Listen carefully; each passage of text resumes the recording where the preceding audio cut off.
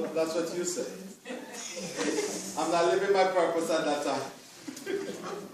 There are other times that I would deliberately say things in a certain way to disturb the mindset of the person so they have to think about themselves in a different way. And after I've been thinking about that for a while, I came across somebody in the scriptures who understood his purpose to be that too. Elijah.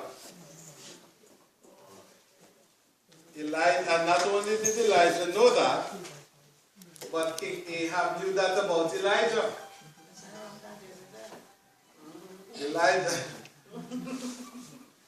Ahab the king said of Elijah, "Oh, you troubler of the people. You just come up and stir people. So why are you here? Why are you here? Write down something. You can always rework it."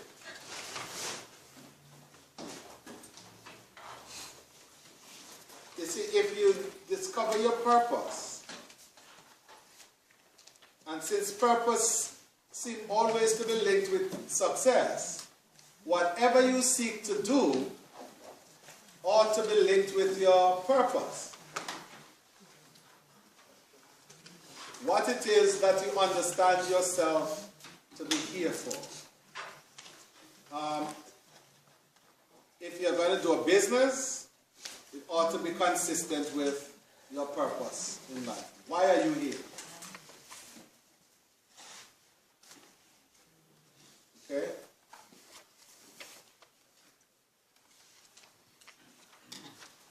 The strange thing about purpose, to discover your purpose, your future, you must examine your past. Your dreams are rooted in the past.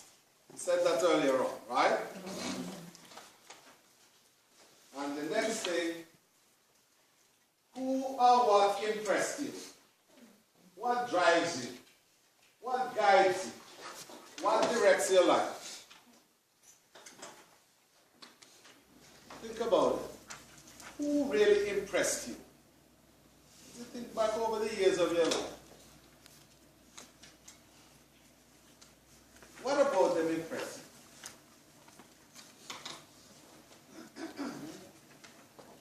Think about what drives you now. And it shouldn't just simply be to survive. Because if it is, you might find yourself doing just that. And to survive, to look at the Latin now of the word survive. S-U-R in Latin means under.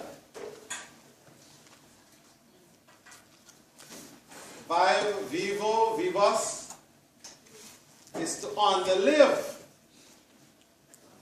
That's what it means to survive. To under live.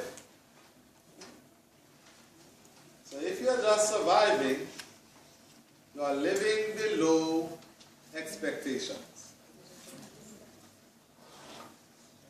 And if Jeremiah 29:11 has any significance, then you should be thriving rather than surviving. Right? So what guides you? Who impressed you? Who might be your mentor, your mental mentor, your emotional mentor, your spiritual mentor? Who functions as such for you?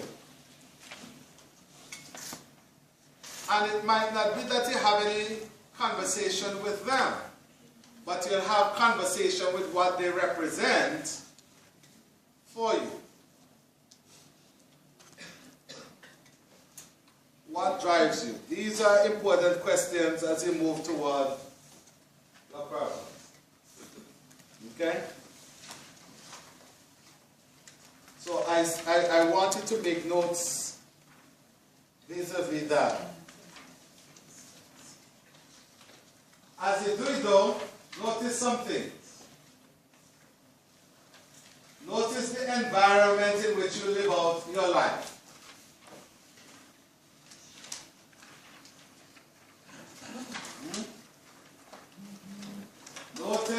people who are part of your life. Notice the events that follow you, or that you follow, or that you are excited about.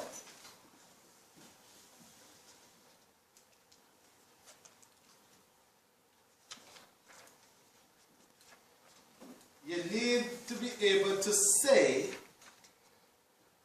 why certain people are in your life. You need to know why. You need to know what their purpose is. If you do, you don't get worried or frustrated when they are not living out something else. If you know what their purpose is, then that's what they serve. Right? Right? You're talking about season. Go back again. So what? You're talking about season when people come into your life.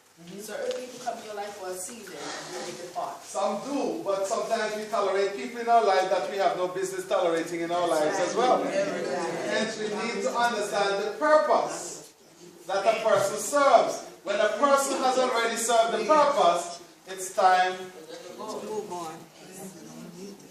And that might seem as if you're treating people as if they're insignificant or they have no value. No. It's just a season is over. Right. And do you have some people come to stay in your life? And make sure those who were not meant to stay, right, don't stay. Exactly. You see, hear me, if you have persons who bring you down and you are all about up, then you need to ask yourself, why is that person in your life? Is that person in your life to motivate you to keep building up? Notice what the purpose they serve. You know, the sad part about this, it just occurred to me that sometimes you have members in your church like that. Who have served the purpose and need to move on. Hello? What do you think so, man? I'm sure my purpose.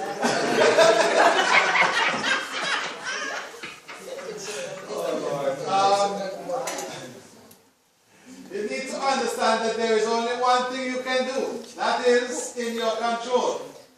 What things mean to you and how you deal with events. So somebody that shouldn't be in your life, beyond a certain point, still in your life, wreaking havoc with your life, wreaking havoc with your plans, with your success action plan. And you just simply keep plodding along. Question is, what does it mean to have this person there? What's the meaning that you're drawing from that? You see, when we tolerate, we talk about the elephant in the room. Those we can notice. But it's the ant that really bites you and gives you bumps. So, whereas you might be focusing upon elephants, you need to focus upon the things that you might have called insignificant. But these are the things that keep tripping you up.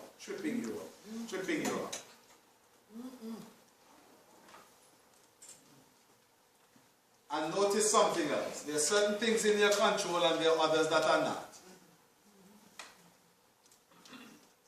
Too often we spend or waste time worrying about things that are not in our control. We can't do anything about them. And we spend our time, waste our time, worrying about what is happening with those things that we have no control over, when we should be busy with the things over which we have control. So notice not only the environment in which you live, notice who is in the environment with you.